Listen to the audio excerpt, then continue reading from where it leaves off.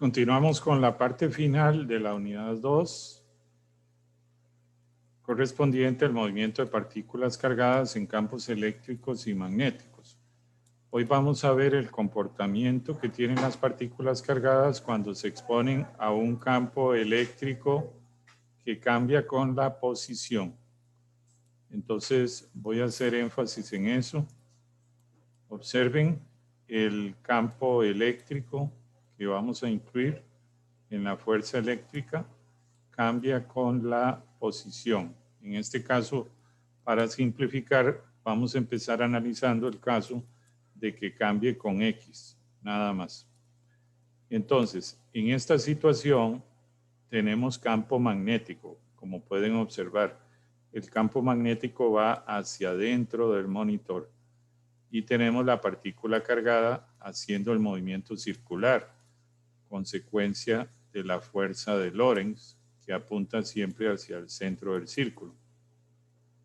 Ese movimiento ya lo hemos descrito bastante, ya hemos hablado bastante de él. Ahora lo que estamos agregando es que el campo eléctrico va a cambiar dependiendo de dónde esté la partícula. Así, por ejemplo, si la partícula está en este punto, el campo eléctrico tiene esta magnitud. Si la partícula está en este punto, el campo eléctrico tiene esta magnitud. Si la partícula está en este punto, el campo eléctrico tiene esta magnitud. El primer caso que estamos analizando es que el campo eléctrico cambie únicamente con X, de una manera lineal. Observen que es un valor inicial que va creciendo con X. Entonces, si graficáramos esto, lo que nos quedaría es una línea recta. Voy a tratar de hacerlo para enfatizar más en eso.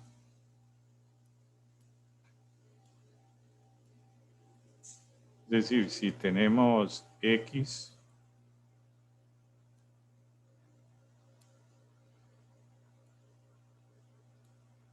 y tenemos magnitud de campo eléctrico,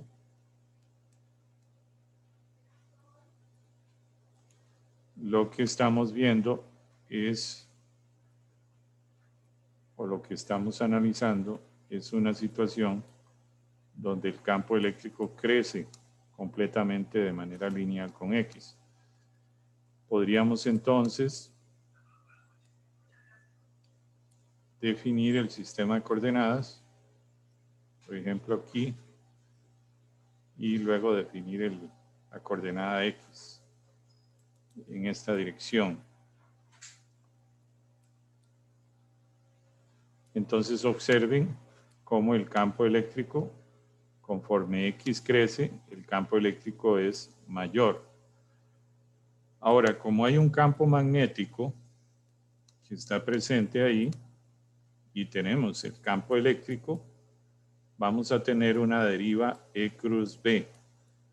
Entonces, si ustedes con su mano derecha ponen los dedos en la dirección del campo eléctrico y desplazan los dedos hacia adentro donde está el campo magnético, les va a quedar la deriva representada en rojo hacia arriba. Observen que el vector deriva en rojo es pequeño porque el campo eléctrico es pequeño, pero cuando me desplazo más adelante en X, como el campo eléctrico se incrementa con X, entonces ya ahora el campo eléctrico es mayor, y si hacemos E cruz B, la deriva representada en el vector rojo va a ser mayor todavía.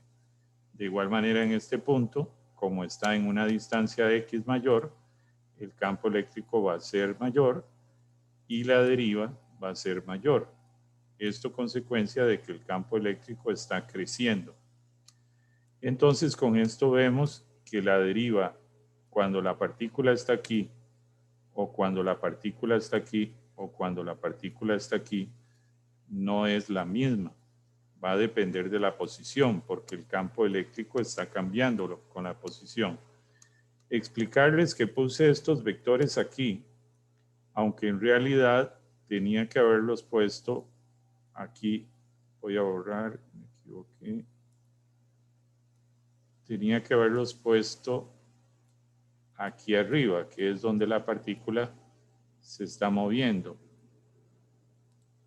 Vamos a ver aquí este que parece como un azul. Es decir, la partícula cuando está en esta posición experimenta este campo eléctrico y experimenta esta deriva. Cuando va por aquí, experimenta este campo eléctrico y experimenta esta deriva. Solo que estos dos vectores, por un tema de conveniencia que ya voy a mencionar, yo los trasladé aquí. Cuando la partícula está aquí, el campo eléctrico tiene esta magnitud y la deriva tiene esta magnitud. Entonces, lo que vemos es que el campo eléctrico definitivamente crece de una forma lineal. Eso es lo que logramos ver, como mencioné aquí. Lo interesante es que si yo sumara este vector más este, el promedio me va a quedar justamente de la magnitud del valor central aquí en el centro guía. Entonces la deriva, estoy viendo que la deriva neta, que sería el promedio de estas tres, terminaría siendo equivalente a la deriva del centro guía. Entonces esto es muy interesante porque a pesar de que aquí la deriva es menor y aquí la deriva es mayor, el promedio de las derivas termina dando equivalente a lo que sería la deriva del centro guía, que es esta que está aquí. Entonces, esto es una situación donde a pesar de que el campo eléctrico cambia con la posición, la deriva neta, que sería la deriva del centro guía, termina siendo el mismo valor, tal cual. Y eso guarda relación, y lo vamos a ver, con la segunda derivada. Si este campo eléctrico yo lo derivo respecto a X, me quedaría como primera derivada respecto a X, E sub 0. Y la segunda derivada me da 0. En la siguiente diapositiva vamos a ver un caso donde el campo eléctrico en su segunda derivada no da 0. Entonces, mantengamos esto en mente. Tenemos una situación donde el campo eléctrico crece con X, donde la primera derivada y la segunda derivada en concreto se hace 0 y donde vemos que aunque el campo eléctrico cambie con la posición, el campo, la deriva neta, no termina cambiando como tal. Muy bien. Ahora sí, analicemos otro caso. En este caso lo que tenemos es que el campo eléctrico varía con el coseno. Aquí tenemos la función coseno. Pueden ver ustedes por acá. Voy a asumir que tengo por aquí una situación. Voy a tratar de dibujarla. Por un tema de simplicidad, voy a asumir que este máximo de aquí del coseno lo estoy haciendo coincidir con el centro guía. Observen, el máximo del coseno lo estoy poniendo en el centro guía para hacer el siguiente análisis. Y los laterales terminan siendo, las derivas terminan siendo de igual magnitud. De nuevo, ¿qué me dice a mí esto al variar con coseno? Que en esta posición, como está en el máximo, el campo eléctrico es un vector de máxima magnitud y por tanto la deriva es de máxima magnitud. En esta posición, como la función coseno está cayendo o ha disminuido, el campo eléctrico es más pequeño y la deriva es más pequeña. Pero como hay cierta simetría, si nos vamos al otro lado, el campo eléctrico tiene la misma magnitud que aquí y la deriva también tiene la misma magnitud que aquí. Y ahora resulta que si yo sumo estos tres vectores rojos y saco el promedio, me doy cuenta que el promedio de ellos termina quedando por debajo de la deriva central. Es decir, la deriva neta, que es la deriva del centro guía, terminaría siendo menor en este caso. Disminuye más bien. En el caso anterior no cambiaba en absoluto la deriva total, la deriva neta. Pero en este caso sí vemos que la deriva respecto al centro guía ya neta de la suma de todas las derivas terminaría estando por debajo del valor central de la deriva del centro guía. Entonces, lo que estamos viendo es que la deriva E cruz B se está reduciendo en una cantidad. La pregunta es ¿en qué cantidad? Bueno, les adelanto desde ya que la deriva se reduce en este término que está aquí. Hay un término que se le resta a la deriva habitual. La deriva habitual es esta como tal. Observen que si a la deriva habitual tengo que restarle este término que depende del radio del árbol y que depende del número de onda, que es este que está aquí, que está asociado con esa variación sinusoidal. Entonces, definitivamente la deriva E cruz B se ve reducida por este término. Este término reduce la deriva. La presencia de un campo eléctrico que cambie con la posición trae el efecto de que la deriva E cruz B habitual se ve reducida por un término que depende del radio del árbol y de lo que se conoce como el número de onda, o K. Vemos en este caso que si calculo la primera derivada, me da esto, y si calculo la segunda derivada, me da esto. Pero veo que la segunda derivada no es cero. Cuando la segunda derivada no es cero, y ya en la siguiente diapositiva vamos a ver por qué, este término no es cero. Y entonces termina restando el efecto neto de la deriva E cruz B. Y por tanto lo que tenemos es que la deriva neta termina siendo menor a la deriva habitual si el campo eléctrico no cambiara con la posición. Entonces, insisto, el que haya un campo eléctrico cambiando con la posición lo que lleva a consecuencia es que la deriva neta se vea reducida por un término que es justamente este que está aquí.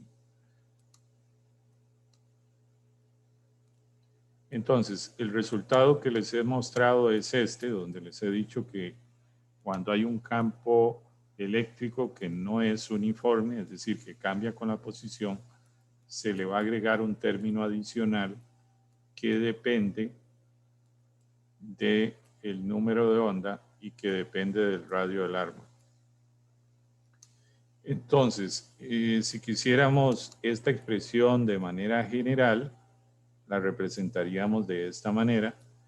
Y aquí lo que se hace, voy a tratar de escribirlo, voy a escribir este término de aquí. Sería 1 más, observen que aquí tengo menos, menos sería igual a menos 1. Luego un cuarto. Luego tendríamos el número de onda al cuadrado. Tendríamos el radio del árbol cuadrado. Entonces, si nos acordamos, menos 1 en términos de números complejos sería I al cuadrado. Me quedaría un cuarto. Me quedaría acá. Y me quedaría el radio del árbol. Aquí lo que hice nada más fue el menos que aparecía aquí, lo puse como menos 1, pero menos 1 es igual al número complejo I al cuadrado. Entonces observen que me queda I cuadrado por K cuadrado. Eso lo voy a sustituir por el operador nabla. Entonces, si ustedes hacen eso, traten de seguirlo aquí. Aquí quedaría el 1, aquí quedaría el 1/4, y este I cuadrado, K cuadrado, lo sustituyo por, o que diga I por K, lo sustituyo por nabla. Entonces quedaría nabla cuadrado y quedaría radio del árbol. Y como les digo, esta sería ya la expresión más general. Ahora, ¿por qué les mencionaba antes que esto guarda relación con la segunda derivada?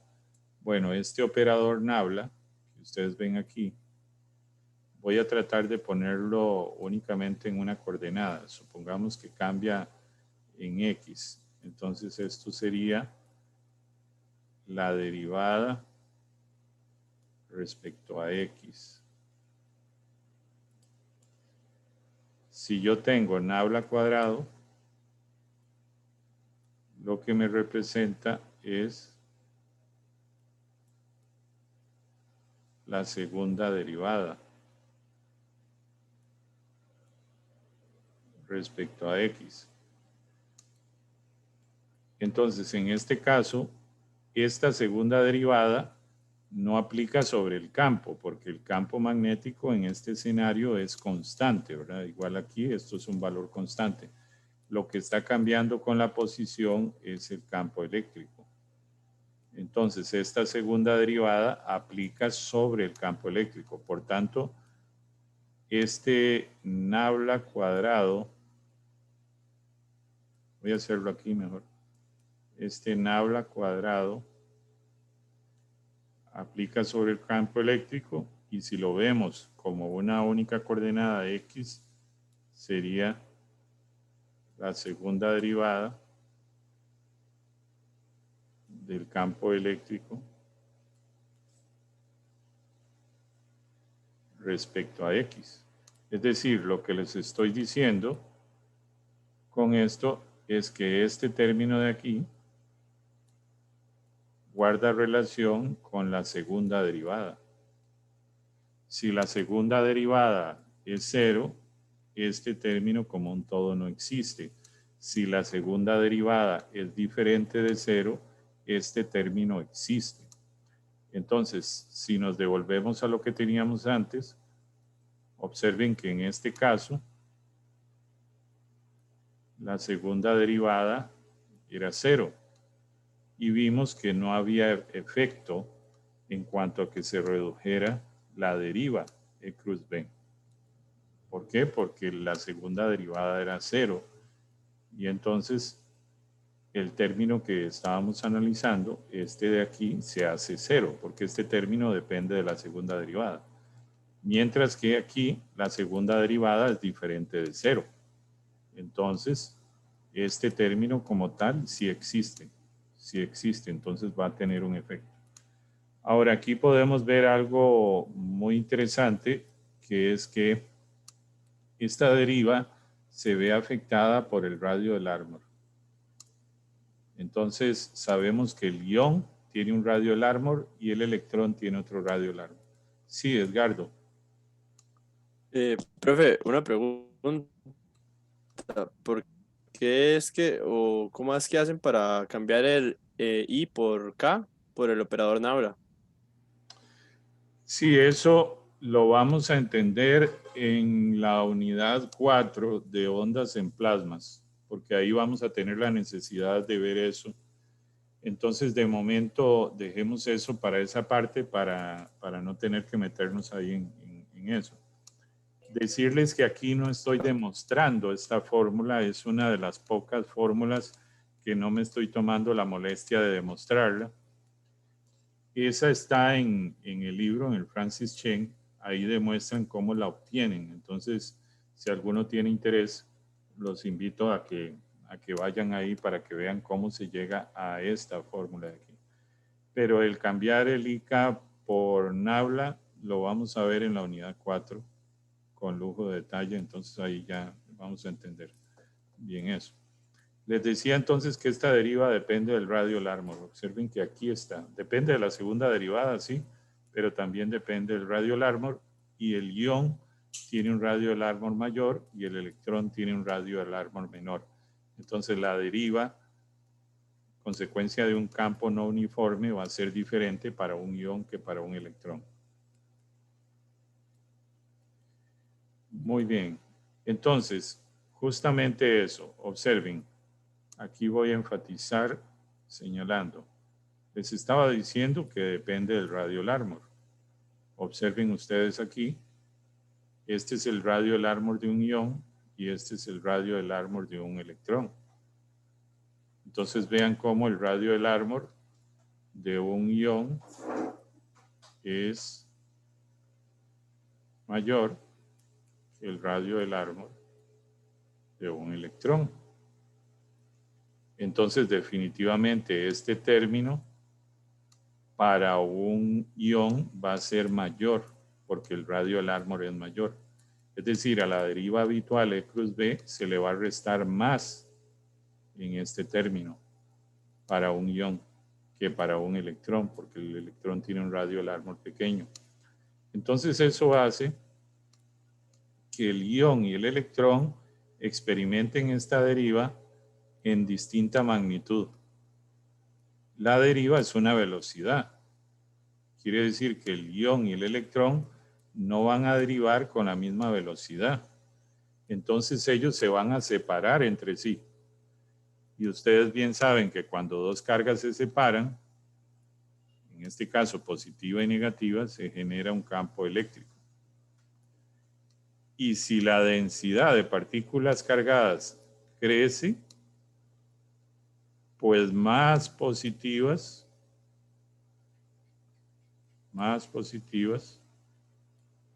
se van a separar de negativas, porque ambas tienen derivas diferentes. Entonces, si la densidad empieza a crecer, a crecer, a crecer bajo esta situación de esta deriva, vamos a tener una separación de cargas. Eso nos lleva a que va a aparecer un campo eléctrico adicional, producto de esta separación. Resulta que existe la posibilidad de que este nuevo campo eléctrico haga resonancia con el campo eléctrico que ya tenemos, que es este.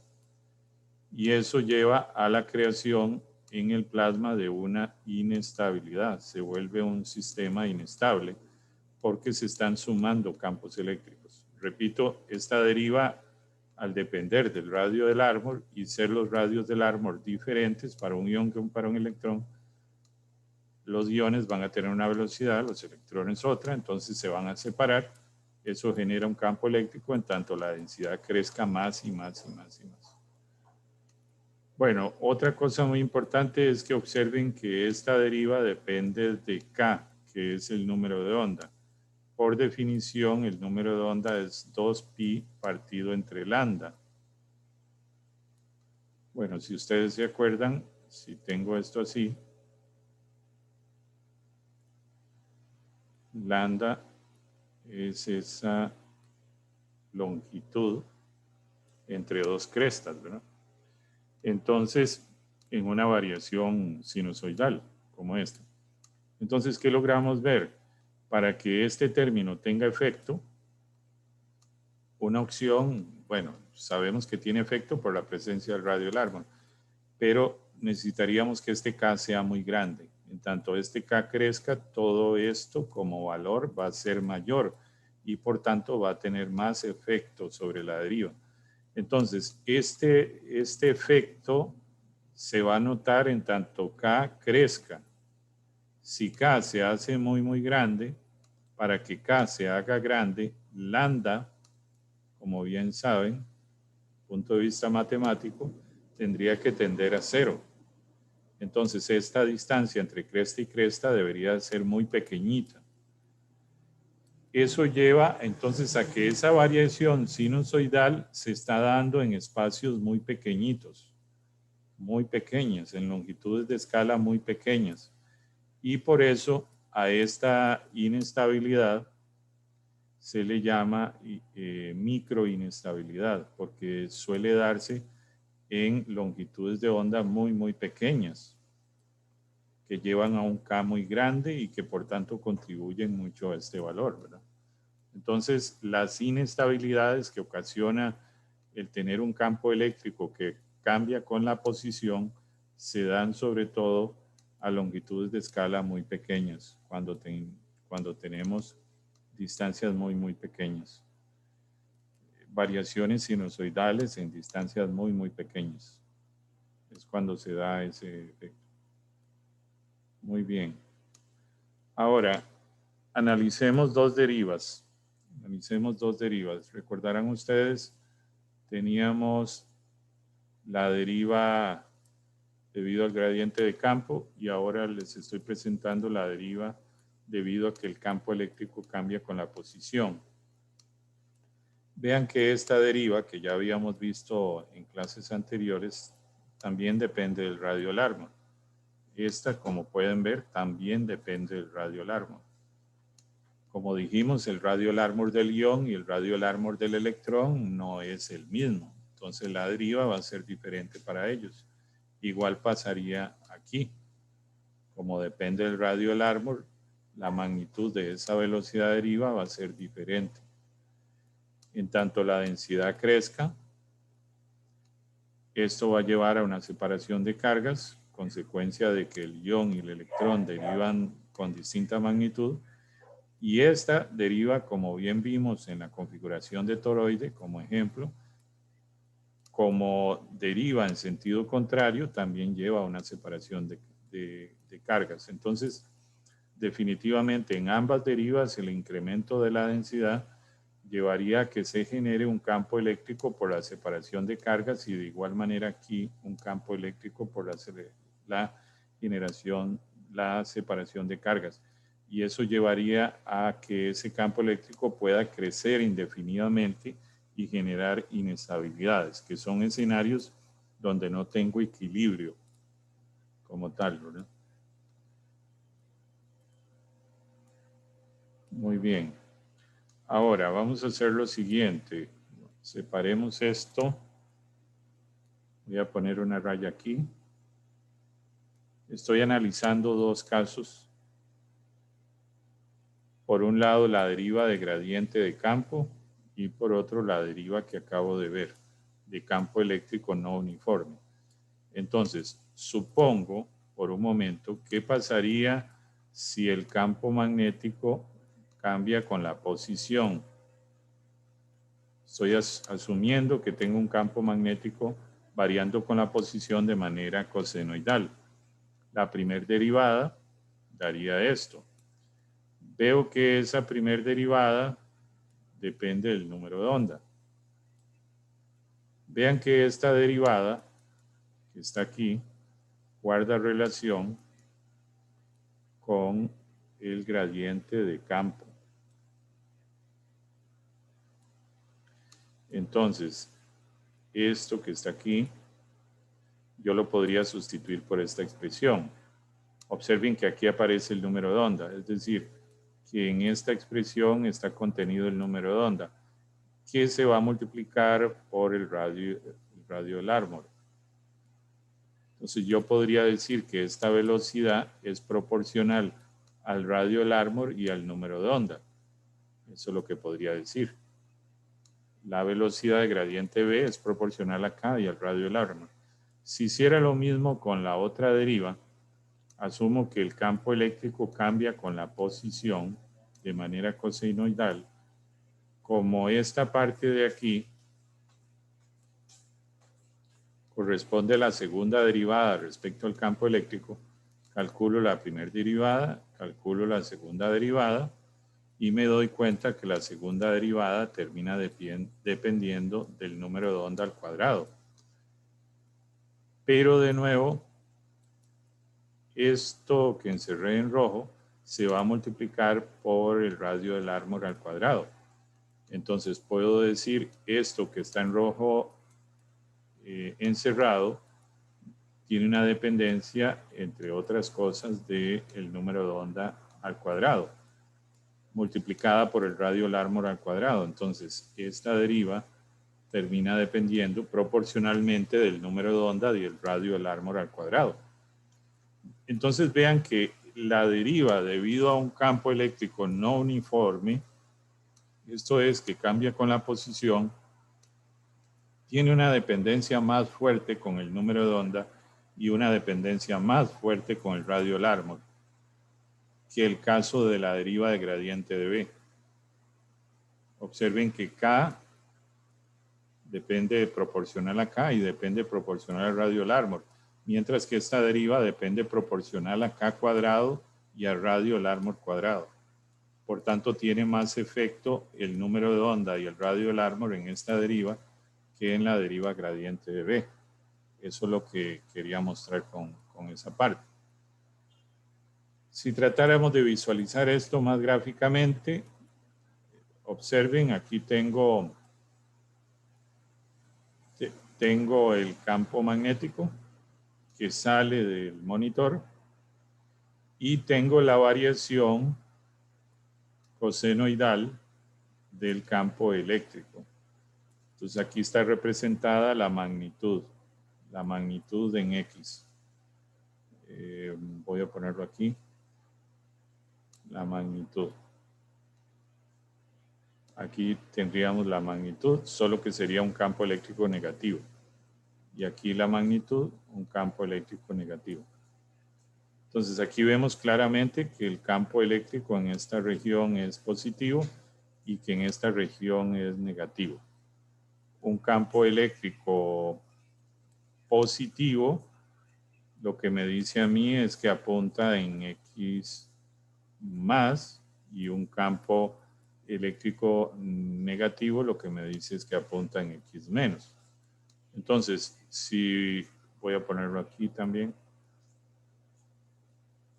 Si usted con su mano derecha pone su mano derecha en la dirección del vector rojo y la desplaza hacia donde está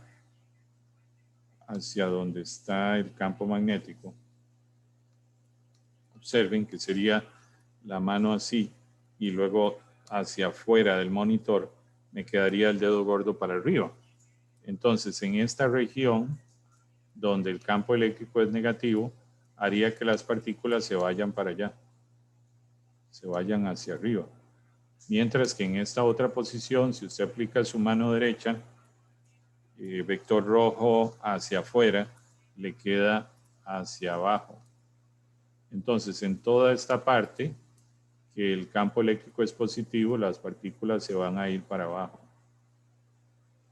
En toda esta parte, que el campo eléctrico es negativo, las partículas se van a ir para arriba.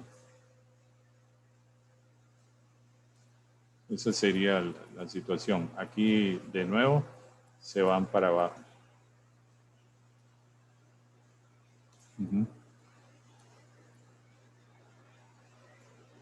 Muy bien. Esta deriva, por un tema de tiempo, y acostumbrado así, no deduzco la fórmula, que es esta que está aquí abajo. Aunque podría hacerlo, pero históricamente no lo he hecho por un tema de tiempo, que es demostrar esta fórmula. En el libro está demostrada. Para obtenerla, nada más les voy a decir un poco cómo se obtiene. Para obtenerla, lo que necesitamos es tomar la ecuación de movimiento y obtener las componentes en X, en Y y en Z. Nada más lo indico, no lo voy a continuar. Usted podría ver en el libro de Francis Chen cómo deduciendo las componentes se llegan a estos resultados y a partir de estos resultados se llega a obtener esta fórmula que tenemos aquí. Pero decirles que es un procedimiento similar al que hicimos en otras clases anteriores, donde partíamos de la ecuación de movimiento, que es esta que está aquí. Les dejo entonces la curiosidad, adelantarles que esto podría ser hasta una pregunta de examen, este ejercicio como tal, es decir, obtenga esta fórmula. Por lo tanto, los insto a que lo hagan. Habitualmente lo he dejado como tarea, pero en este caso, puesto que hemos venido haciendo y lo que vamos a hacer es un examen de selección, no se puede incluir este desarrollo. Entonces, les adelanto desde ya que demostrar esta fórmula podría ser un ejercicio de examen para que usted saque el rato de entender qué es lo que hace el libro, que no es muy difícil, y llegar a este resultado. Muy bien, punto y aparte. Aquí es punto y aparte. Ahora lo que vamos a ver es qué pasa cuando el campo eléctrico varía con el tiempo. Antes era más bien qué pasaba cuando el campo eléctrico cambiaba con la posición. ahora es cuando el campo eléctrico cambia con el tiempo. De nuevo, el campo eléctrico cambia con el tiempo, como pueden ver aquí arriba. La ecuación de movimiento es la misma, solo que antes yo tenía aquí una X y ahora tengo una T. Entonces el campo eléctrico ahora está cambiando con el tiempo. Antes cambiaba con X.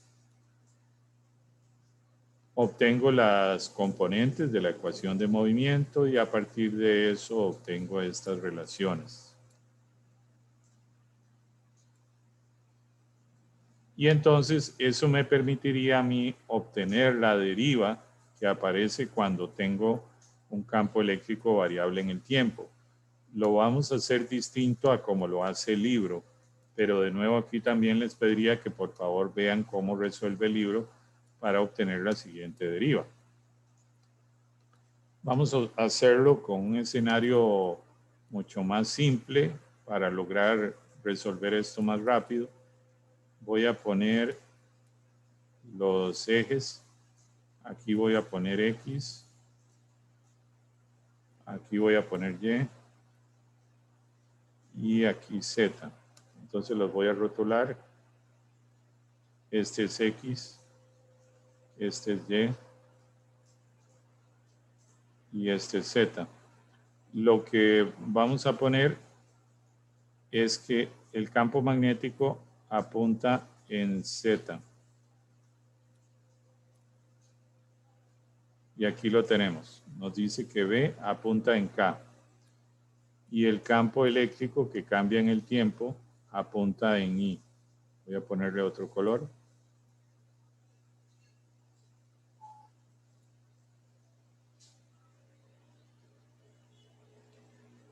Entonces, siendo esto el campo eléctrico, siendo esto el campo magnético, les pediría que hagan E cruz B. Si usted hace E cruz B con su mano derecha, le queda que el vector velocidad apuntaría hacia abajo. Permítanme ver, sí, hacia abajo. E cruz B y queda la velocidad hacia abajo. La velocidad deriva E. Bueno, como el vector naranja y el rojo son perpendiculares, entonces el producto cruz se hace máximo, un B de aquí se cancela con este, y claramente esta dirección verde es menos menos J. Observen, menos J. Y me queda campo eléctrico variable en el tiempo respecto de B. Sabiendo yo que esta es la velocidad que cambia con el tiempo el campo eléctrico, yo podría derivar esa velocidad y obtener la aceleración. La derivada de la velocidad de arriba sería entonces esto que está aquí. Vean qué fácil. Como el campo eléctrico cambia con el tiempo, lo derivo nada más y lo dejo expresado. Muy bien. Esta velocidad y esta aceleración son velocidades en el marco de referencia del laboratorio, no en el marco de referencia de la partícula. Insisto, esta velocidad y esta aceleración son en el marco de referencia del laboratorio. Voy a recordar algunas cosas. Cuando usted agarra una curva,